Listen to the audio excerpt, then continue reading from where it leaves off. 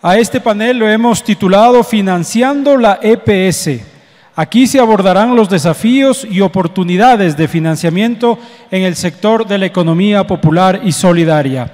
Este panel va a estar moderado por Verónica Marcial, jefe de proyectos y asistencia técnica de la Red de Instituciones Financieras de Desarrollo. Muchísimas gracias a Verónica.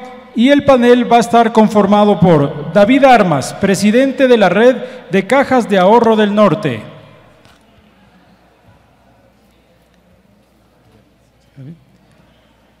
También está con nosotros Marcela Pazán, directora territorial de la cooperativa Jardín Azuayo.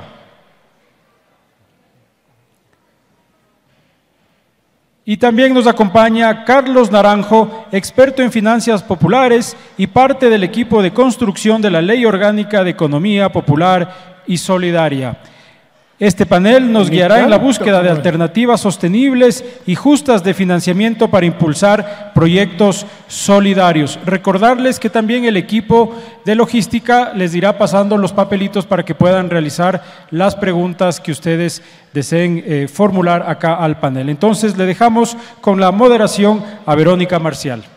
Muchas gracias. Muy buenas tardes con todos y cada uno de ustedes. Muchísimas gracias a Conquito por la invitación a participar en este primer Foro Metropolitano de Economía Popular y Solidaria. Desde mis inicios he trabajado en economía popular y solidaria y me considero un actor de este sector. Y por eso tengo la responsabilidad siempre de apoyar y aportar desde las distintas instancias para que este sector siga fortaleciéndose. Agradezco también a nuestros panelistas del día de hoy, Marcela Pazán, directora territorial de la cooperativa Jardín Azuayo, David Armas, presidente de la Red de Cajas de Ahorro del Norte, y el doctor Carlos Naranjo, experto en finanzas populares y parte del equipo de construcción de la LOEPS. Este panel es muy importante porque nos habla del acceso a financiamiento. El financiamiento es uno de los pilares fundamentales de la economía popular y solidaria. No hacemos nada solo con solidaridad, solamente con acciones o solamente ejecutando actividades. Necesitamos financiamiento oportuno, de calidad, accesible, para que podamos cumplir con las acciones que nos hemos propuesto y el desarrollo de nuestras actividades asociativas o individuales. Voy a comenzar con algunas preguntas. La primera pregunta, David, ¿cuál considera que es la principal barrera o debilidad que enfrenta o tienen las organizaciones y actores de la economía popular y solidaria para acceder a financiamiento? Gracias, Verónica. Gracias, Conquito, por la invitación y porque nos han tomado en cuenta a este sector de las cajas comunales y cajas de ahorro. Frente a la pregunta, esta siempre ha sido una de las dificultades en las organizaciones, tanto en el campo, es decir, en las comunidades, como en las organizaciones de los barrios urbanos marginales de las ciudades. Siempre ha sido el cuello de botella para poder desarrollar sus actividades. Una, porque las instituciones financieras están centralizadas en las principales ciudades y del campo a la ciudad tienen dificultades para poder realizar sus trámites y muchos de ellos engorrosos por la distancia y porque luego no les atienden en el momento que puedan salir, ¿no? Y después los requisitos que les insisten en que tienen que presentar. Claro está de que es necesario para realizar una inversión, de que debe haber un plan de negocios para que quien saca un crédito pueda obtener su utilidad y con esa utilidad puede inclusive generar el ahorro y pueda seguir mejorando sus ingresos familiares. Pero la dificultad ha sido en poder tramitar los créditos y de allí es que se está buscando nuevas alternativas como es el tema de las cajas de ahorro que más adelante podríamos hablar. Gracias. Muchísimas gracias, David.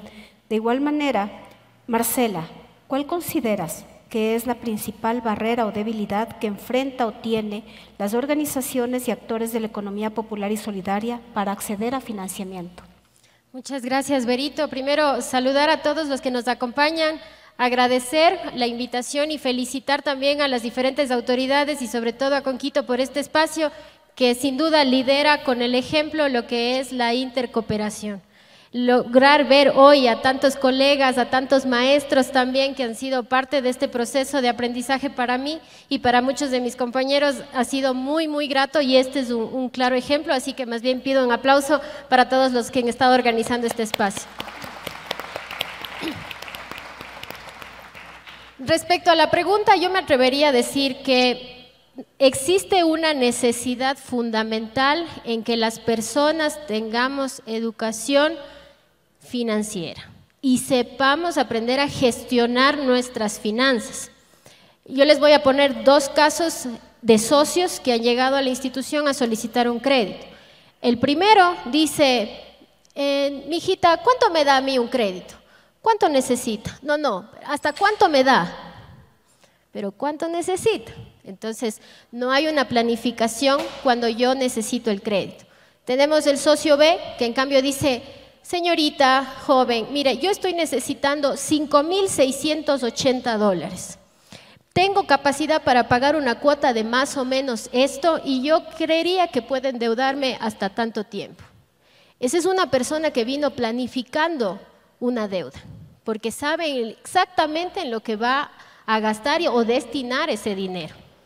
Entonces, ahí podemos ver una diferencia de lo que es gestión de las finanzas personales y educación financiera. Hoy venía en el taxi hacia el evento y el taxista me dice, oiga, dice, pero ya el gobierno ordenó que den alivio financiero. ¿Cuándo van a hacer?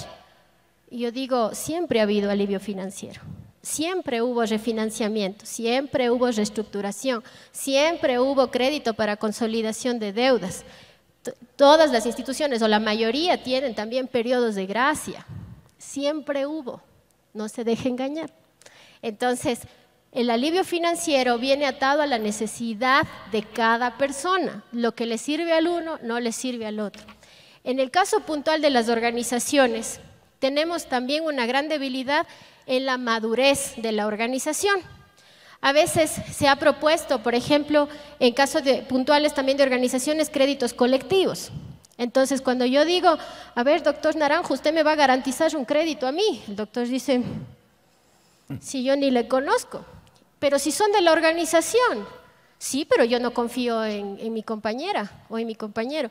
Entonces, si ustedes que son de la propia organización, que deberían tener ese factor C que nos hablaron en la mañana, no confían entre ustedes, ¿cómo espera que una financiera confíe? A nosotros nos toca cuidar el recurso de los socios, porque no administramos plata de algún dueño. No administramos plata de un propietario, de un empresario. Nosotros administramos plata de los socios y tenemos que tener una adecuada gestión. Entonces, hay que trabajar en la madurez de las organizaciones y en el caso puntual de los otros actores en educación financiera y gestión de finanzas personales. Muchísimas gracias, Marcela.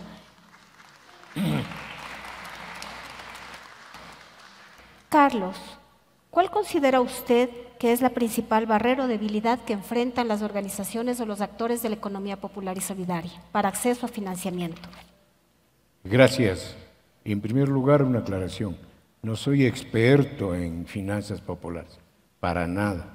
Soy abogado dedicado al cooperativismo desde hace más de medio siglo, pero desde el punto de vista del derecho. Entonces mi enfoque va a ser más doctrinario y jurídico antes que financiero. En segundo lugar, quiero felicitar, aplaudir totalmente, la labor que está desarrollando el municipio de Quito y específicamente con Quito. Esto mismo es un ejemplo de lo que no de lo que puede, de lo que debe hacerse y lo que deben hacer todas las organizaciones del sector público.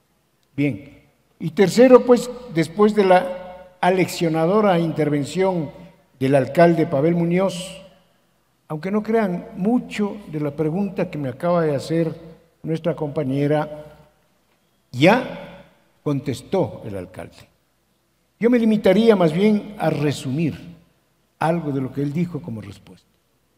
Para que haya la mayor barrera que existe para el acceso a financiamiento por parte de las organizaciones de economía popular y solidaria, en mi opinión, está en la integración.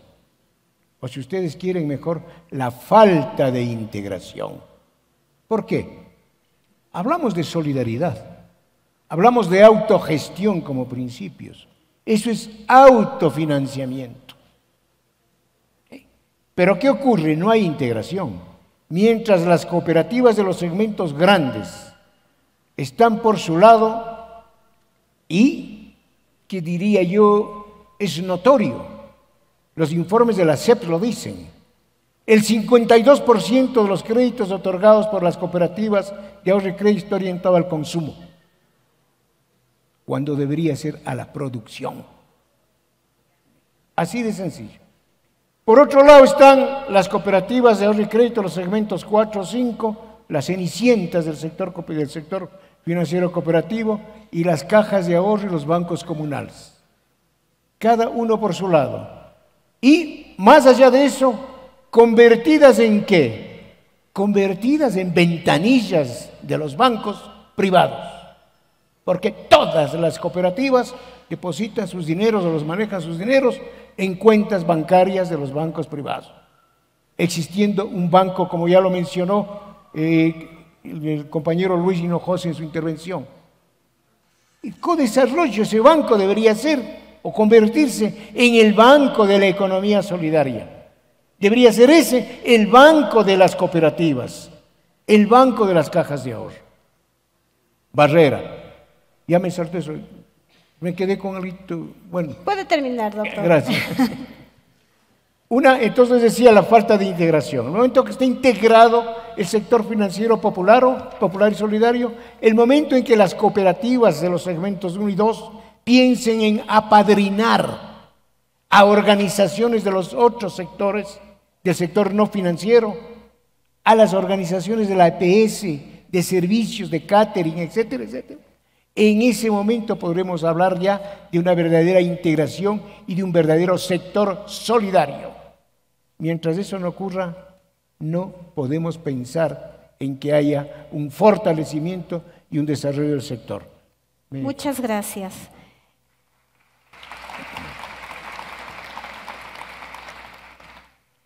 Marcela, ¿qué estrategias consideras que deberían implementar o podrían implementar las instituciones financieras en general para mejorar el acceso a financiamiento por parte de las organizaciones y actores de la economía popular y solidaria?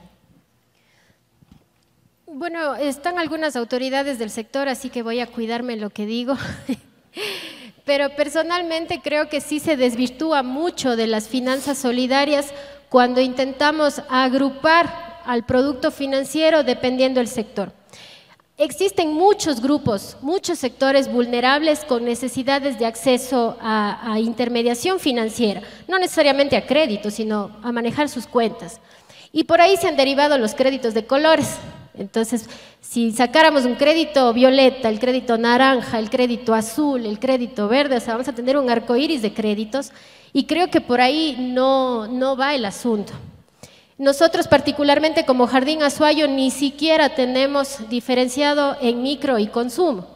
Sabemos que tradicionalmente en el sector financiero los créditos micro asumen más riesgo, por lo tanto son con una tasa diferenciada quizá más alta. En el caso de nuestra identidad de Jardín Azuayo, en nuestro quehacer de finanzas solidarias, lo que hacemos es que solidariamente el socio que tiene menos riesgo asume el riesgo de aquel socio que tiene dificultades de acceso y por lo tanto manejamos la misma tasa para todos los socios, ¿sí? Entonces, ¿cuál es la diferencia en cambio? Es en reconocer las necesidades particulares de cada socio, de cada sector. Por aquí habían representantes del sector cultural y no me van a dejar mentir. Cuando buscan financiamiento les dicen, soy artista, pero eso no es una actividad económica, así nos han dicho. Entonces, ¿qué es un hobby? Entonces, nuestra práctica, y eso es lo que recomendamos también muchísimo el sector financiero, es empatizar con cada una de las actividades económicas productivas, entender cómo es su flujo económico y sobre eso particularizar el análisis. El crédito digital, que hoy por hoy ha sido bastante una tendencia, es ya una barrera de conocer la verdadera necesidad del socio. Entonces, sí se debe priorizar la asesoría personalizada, porque solo ahí se le puede conocer la necesidad y sobre eso identificar la mejor alternativa de financiamiento que necesita la persona. Entonces, hay que empatizar, hay que reconocer la necesidad y sobre eso priorizar todo el análisis. Muchísimas gracias, Marcela.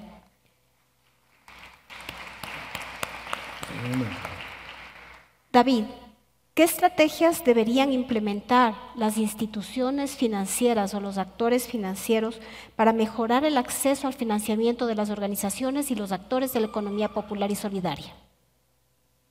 Yo podría mencionar que una caja de ahorro, una caja comunal, es una entidad financiera, porque está amparada en la Constitución, igual que las cooperativas de ahorro y crédito. Lo que sucede es que todavía no hay una comprensión de qué significa una caja de ahorro. A veces le vemos como que fuera una institución muy pequeñita, una institución de los pobres. Tan pobres somos que no nos aceptan en la economía popular y solidaria, ¿no? O sea, en la Superintendencia de Economía Popular y Solidaria dicen las cajitas, vayan por su lado.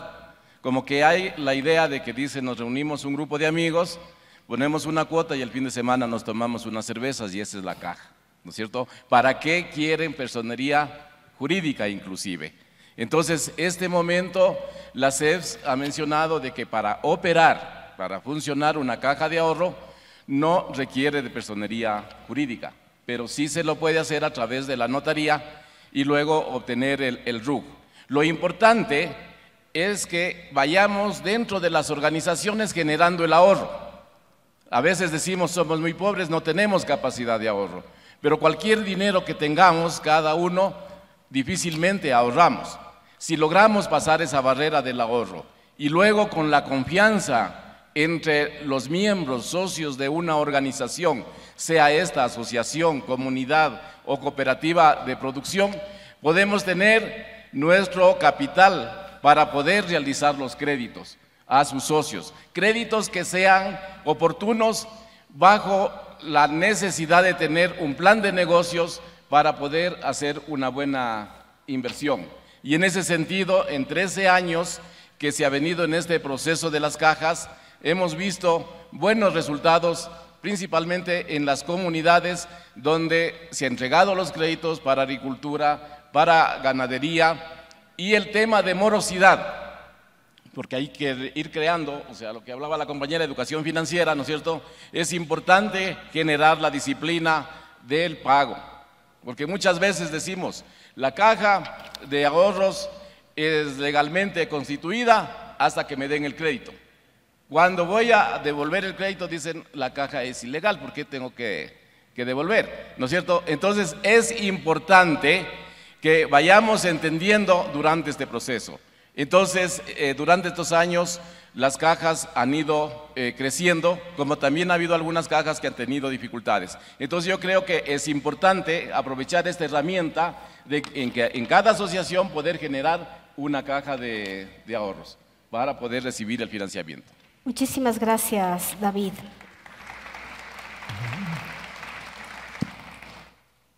Carlos, ¿cree usted que existen otras alternativas de financiamiento para organizaciones de la economía popular y solidaria que no califiquen para acceso a créditos o productos en las instituciones más tradicionales? Volvería a lo que dije hace unos minutos. Integración, solidaridad, autofinanciamiento, el reconocimiento de la existencia de otras actividades económicas que son incluso, y que diríamos, económicamente rentables, que deben ser explotadas por el sector popular y solidario. Por ejemplo, turismo cooperativo. Por ejemplo, salud. Por ejemplo, trabajo asociado. Hoy mismo estamos hablando de electrificación. Si constituimos una cooperativa de electrificación, ¿ustedes creen que no va a haber crédito? Es un gran negocio, pues, ¿verdad? Entonces, ahí sí va a haber financiamiento. Hay que atacar otros. De paso les comento, no estoy diciendo nada nuevo, ¿ah? Existió ya en el Ecuador una cooperativa de electrificación, la Santo Domingo Limitada, de Santo Domingo Los Áchilas, hace muchos años atrás. En el gobierno de Rodrigo Borja cambió la ley y liquidaron la cooperativa. Tenía 52,000 socios y daba electricidad hasta Quinindé. Y la acabaron. Y créanme, compañeros, insisto, no miento. ¿Quiénes han escuchado de Santa Cruz de la Sierra, una de las segundas ciudades más grandes de Bolivia? Pues sepan ustedes que esa se autoabastece de energía eléctrica a través de una cooperativa de electrificación. Más importante en Santa Cruz es la elección del Consejo de Administración de la cooperativa antes que la del alcalde. Y el 40% de la electrificación rural de Estados Unidos y de Argentina están en manos de cooperativas de electrificación. Y Unimed es una cooperativa de salud en Brasil que agrupa a 300,000 médicos y brinda servicios de salud. Y aquí, ¿saben qué? Hasta hace poco, la Ley General de Salud contemplaba únicamente la constitución de sociedades anónimas para la prestación de servicios de medicina prepagada. Hace un año, un poco más de un año, en mayo, se reformó la LOEPS, abriendo la posibilidad de que se constituyan cooperativas de servicios turísticos, que en la ley de turismo estaban vetadas. Aunque no lo crean, compañeros, en noviembre se reformó la ley de turismo y se puso otra cortapisa. Y se dice que las organizaciones, las operadoras de turismo serán empresas con fin de lucro. Y la LOEPS define a las cooperativas y asociaciones como sin fin de lucro. ¿Cómo podemos esperar que haya financiamiento si tenemos en contra todo un andamiaje jurídico? Inclusive, compañeros, para todo eso, ¿qué necesitamos? Integración. Queremos hacer incidencia política, como acertadamente manifestó el economista Rubén Flores, aquí muy acertadamente, pero para hacer incidencia política hay que integrarse. Para hacer, pensar y actuar como cooperativistas hay que integrarse y educarse.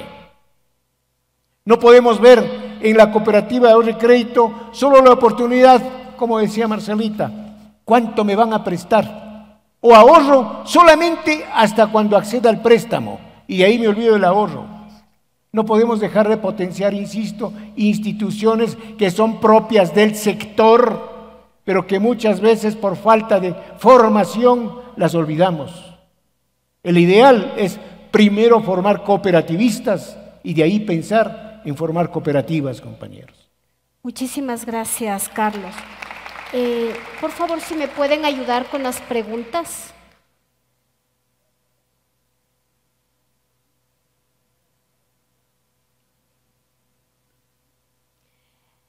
Creo que es muy importante todo lo que nos han ido diciendo nuestros panelistas.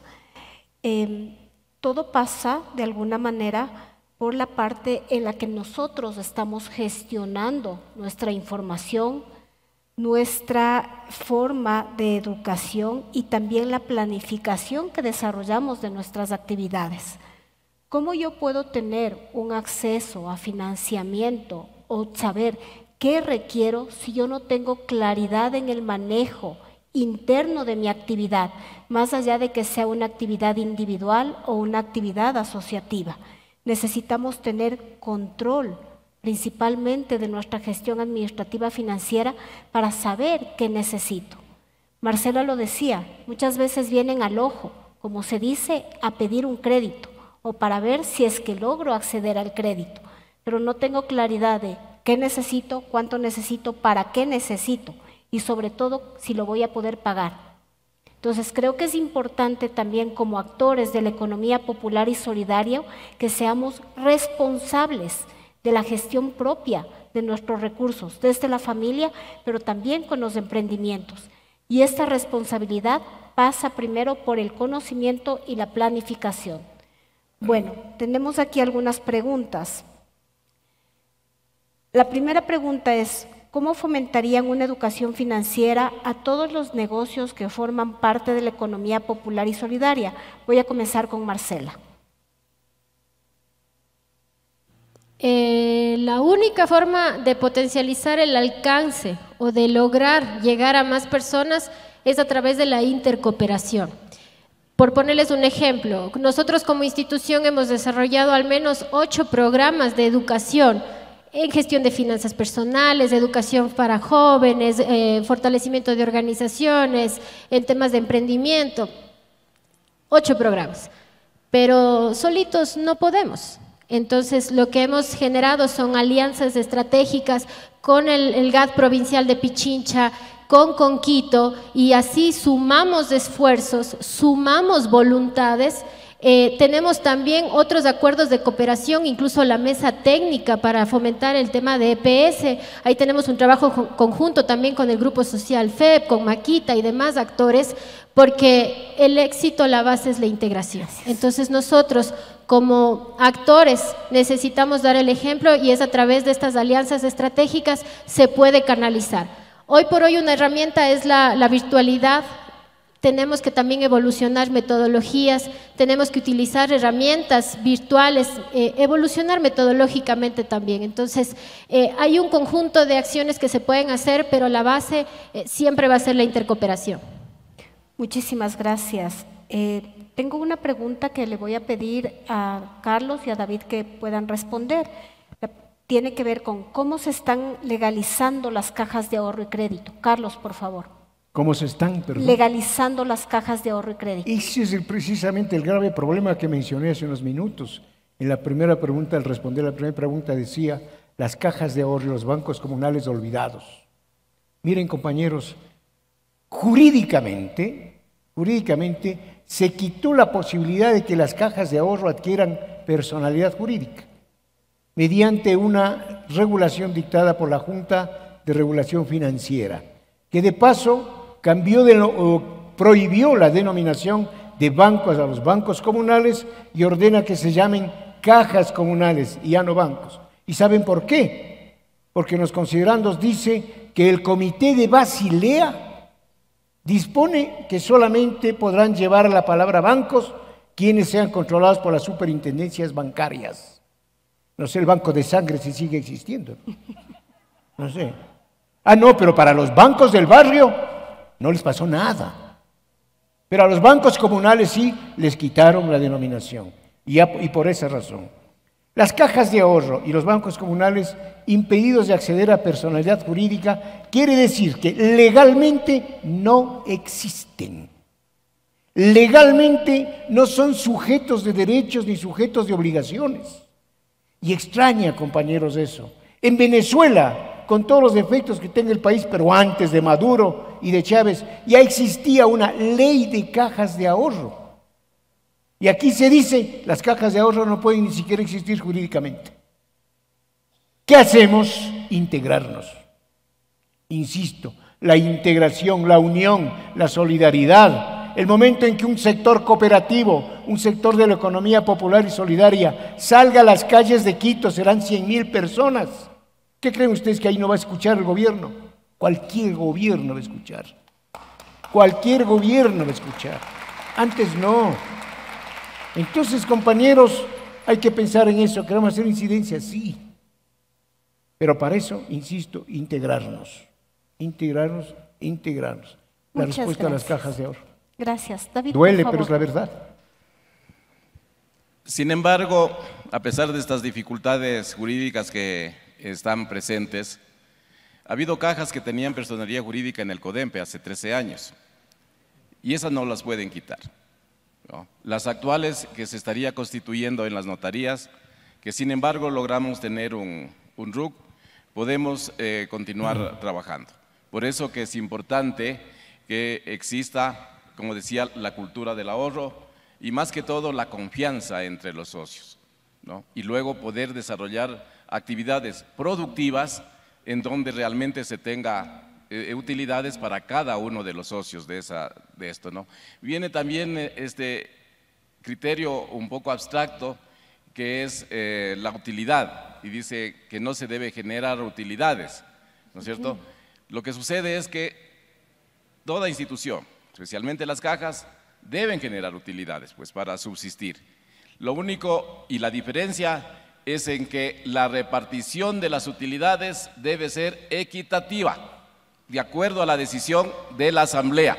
Allí estaría la diferencia, ¿no? Porque en los bancos es la acumulación de esa utilidad y la distribución de acuerdo al aporte de capital que cada accionista lo realice. Allí está la diferencia. Entonces, las cajas, como se ha visto, durante estos 13 años han estado funcionando muy bien, han crecido tanto en capital como también en socios, pero dentro de su localidad. Por lo tanto, el ahorro se queda en su localidad. Generando utilidades se queda con los socios, que sería de los intereses, ¿no es cierto? Y allí viene la decisión en la tasa de interés. Se baja si no se quiere que haya muchos excedentes, ¿no? O puede ser un poco alta porque la utilidad se queda en la misma comunidad. Muchísimas gracias, David. La última pregunta voy a hacérsela a Marcela y a ti, y tiene que ver con por qué el financiamiento de crédito para economía popular y solidaria es muy alto, va entre el 16 al 22%, debería ser entre 5 y el 9%. Esa sería una manera de fortalecer a la economía solidaria. ¿Qué opinas, Marcela? Pero quieren que se les pague en póliza el 10%, pues.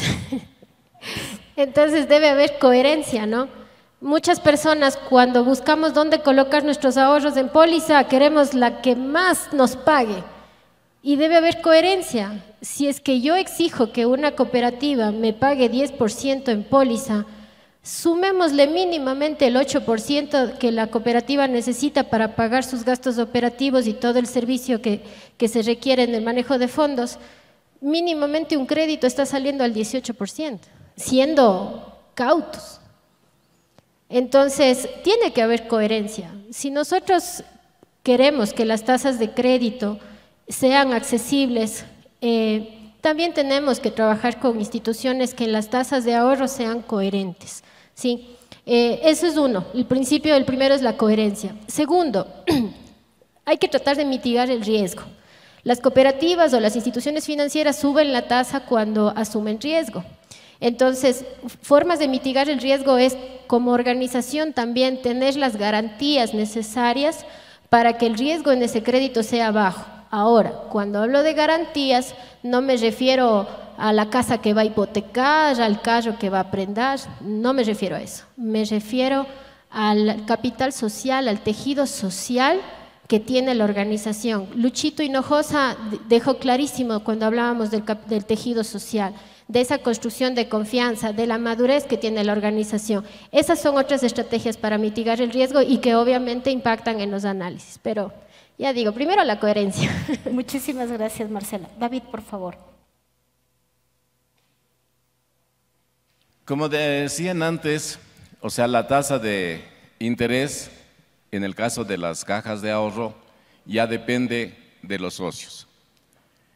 Si un socio tiene la posibilidad, por decir algo, de una jubilación, porque ha sido profesor en la comunidad, qué sé yo, y quiere depositar sus ahorros y quiere que le paguen al 10%, se le puede pagar. Y la diferencia por los gastos administrativos en una comunidad, en una caja, no es muy alto, porque los mismos socios son los encargados de administrar. Entonces la caja es una especialidad financiera dentro de la comunidad, dentro de una asociación, dentro de una localidad. Así como hay el compañero experto en agricultura, hay el compañero experto en finanzas. Entonces de esa manera va, digamos, no hay dificultad en el tema de definir y de decidir por las tasas de interés. Y si se pone una tasa de interés alta, como en algunas cajas, por ejemplo, tienen al 2% mensual, sería el 24%, que sería muy alto, pero el excedente va quedando en la misma comunidad y va fortaleciendo el capital de crédito. Perfecto, muchísimas gracias, David. Es muy importante recordar que financiamiento viene de una palabra que significa confianza, credere, creer. Yo tengo un crédito, es confianza. Confianza de la gente que viene y me deja sus depósitos en una caja, en una cooperativa, en un banco. Y que yo, como caja, cooperativa o banco, entrego a un tercero de economía popular y solidaria, una asociación, un productor, un prestador de servicios. Y esa confianza tiene que ser retribuida con el pago oportuno, completo, de esa confianza en valor de la devolución del crédito, con todas las cosas que se tienen que hacer. Por eso es muy importante siempre que cuando creamos o querramos temas de acceso a crédito, estemos claros que se trata de confianza, que es una de las bases también de la economía popular y solidaria. Si nosotros queremos acceder a crédito, tenemos que honrar esa confianza, porque nos están prestando los recursos de alguien más para que nosotros cumplamos con nuestras actividades. Y esos recursos, esa confianza tiene que ser cuidada y devuelta, porque tiene que ver con esta construcción de tejido. No es plata, es confianza. Es la confianza de cada uno de ustedes y su familia depositada en algún lado y que está siendo utilizada por nosotros mismos para generar cosas. Entonces tenemos que ser responsables y corresponsables siempre que hablemos de acceso a financiamiento. Es importante también recordar que los temas de integración y los temas de educación son fundamentales. Solos podemos llegar, pero en conjunto podemos llegar mucho más lejos y en mejores condiciones. La integración es básica. De igual manera, la educación financiera no es saber qué es ahorro, ni qué es crédito, es tomar decisiones adecuadas cada día sobre nuestros recursos, los recursos personales, los recursos de la familia, los recursos del emprendimiento, los recursos de la asociación, los recursos de la localidad. Es importante esta educación financiera para gestionar decisiones financieras, no solo para hoy, sino para el futuro, para nuestras familias y el futuro que vendrá. La economía popular y solidaria es un sector rentable y puede ser sostenible, pero depende de nosotros. Depende de que las organizaciones y cada uno de nosotros tengamos claridad y planificación de las necesidades financieras que tenemos para que podamos realmente tener un análisis y saber para qué estoy pidiendo el financiamiento. Y en muchos casos el financiamiento va a ser más un problema que una solución, si es que yo no tengo claridad de qué voy a hacer y cómo lo voy a devolver. Del otro lado, las instituciones financieras necesitamos proveerles de manera oportuna, adecuada, accesible, todos los productos financieros. Y no solamente es crédito, partimos desde el ahorro. El ahorro es la base del desarrollo. El crédito es una herramienta y no una finalidad, pero el ahorro es el que va a cambiar nuestra vida y el que nos va a ayudar a superar todas las cosas que necesitamos hacer. El sector financiero popular y solidario debe ser un aliado natural de la economía popular y solidaria, de la parte real de la economía popular y solidaria de cada uno de ustedes y nosotros. La EPS debemos saber qué productos, servicios vamos a proveer y en qué condiciones, y hacerlo con calidad y oportunidad. Si es que nosotros creamos economía de pobres para pobres, es nuestra responsabilidad. La economía popular y solidaria no es de pobres para pobres, no es de economía de subsistencia, es una forma de hacer economía, es una forma de integrarnos y ser más fuertes desde la solidaridad y los principios que nos rigen, pero no es de pobres para pobres. Y eso tenemos que estar convencidos y tenemos que hacer las cosas bien, con calidad, oportuno, con responsabilidad, cumpliendo y honrando nuestras responsabilidades en todo ámbito. Y de parte de las instituciones, nuevamente proveer productos financieros de ahorro, de crédito, de servicios, de transaccionalidad, oportunos, accesibles, adecuados y respetuosos con cada uno de ustedes, protegiendo sus intereses. Es importante nuevamente que trabajemos en conjunto y no tengamos barreras de un lado y del otro, sino que nos acerquemos de la manera más adecuada, conociendo qué necesito, pero también exigiendo que sean atendidas con responsabilidad y oportunidad estas necesidades. Muchísimas gracias. Muy bien, muchísimas gracias a este tercer panel en el que hemos hablado acerca del acceso a financiamiento. En este momento, por favor, van a recibir también un reconocimiento de parte de Conquito en gratitud a su participación en este primer foro metropolitano de la economía popular y solidaria. Está Verónica Marcial con nosotros, Marcela Pazán, David Armas, Carlos Naranjo. Si se pueden acercar aquí al centro, por favor, para una fotografía de este tercer panel. Un fuerte aplauso, por favor. Muchísimas gracias. Hemos conocido más acerca del financiamiento de la economía popular y solidaria. Muchas gracias. Muchas gracias.